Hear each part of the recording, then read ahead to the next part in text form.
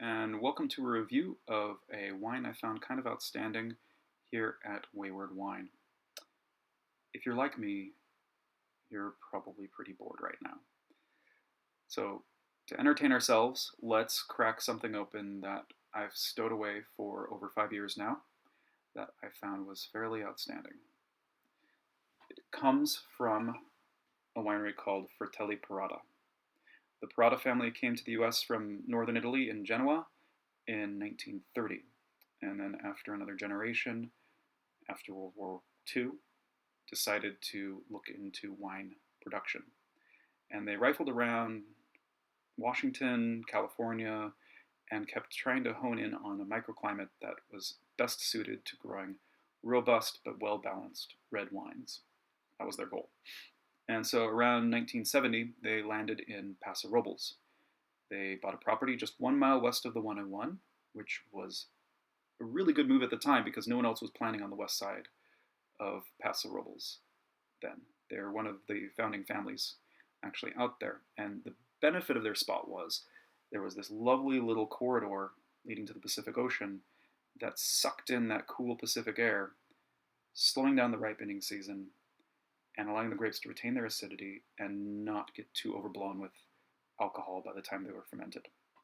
So, good move there. They planted own-rooted Zinfandel, Cabernet Sauvignon, as well as Italian varieties that they started experimenting with over the years, like Bonarda, Charbono, and Sangiovese, which I've tasted. They're all quite interesting. It depends on the vintage, whether or not they're really outstanding.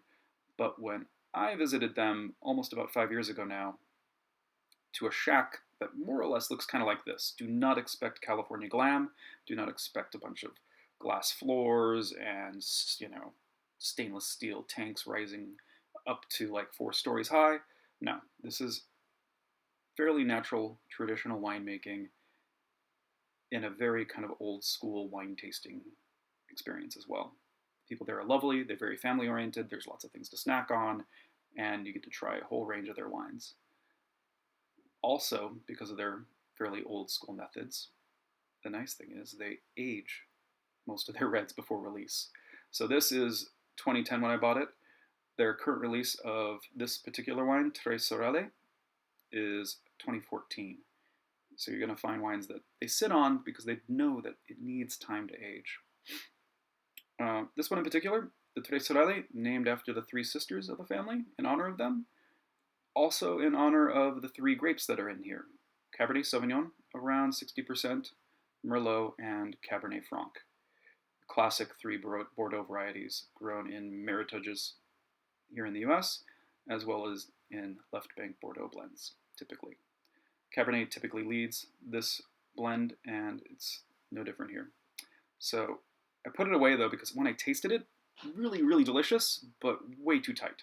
Way too acidic, way too tannic, way too alcoholic. It was just abrasive and aggressive. But I could tell there was some pretty good quality fruit there.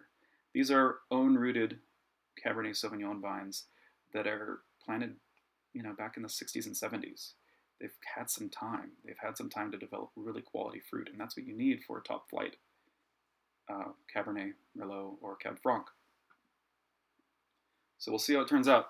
If you're interested, what putting one of these things away in your cellar will do is leave quite a lot of sediment. You can see that that's there, and that's why we age wine, because you don't want to drink that. That is all the leftover fine particulate polyphenols, tannins that just would tear your mouth open, basically.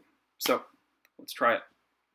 As you can see, hopefully it is a clear, more or less, but fairly deeply intense ruby with a slight definite garnet edge to it. The aging of it has definitely pushed it out of the ruby territory and more linking it towards garnet in color.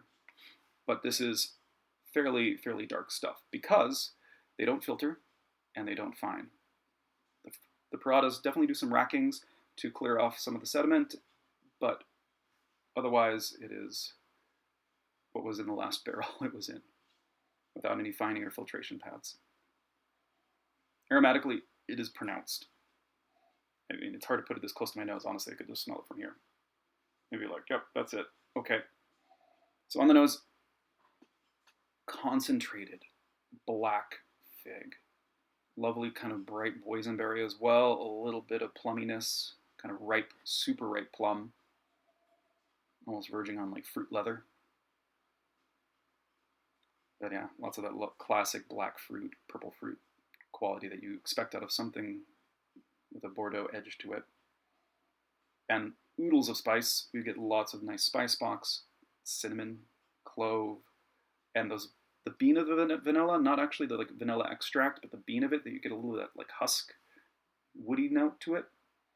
In addition to some really, really fantastic tobacco leaf, like dried tobacco leaf, dried mint as well, which is an interesting note.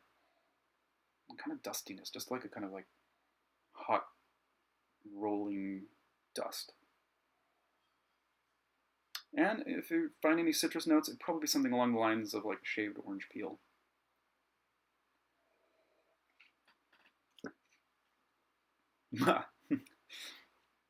Age is not withered thee. This is intense. It is dry.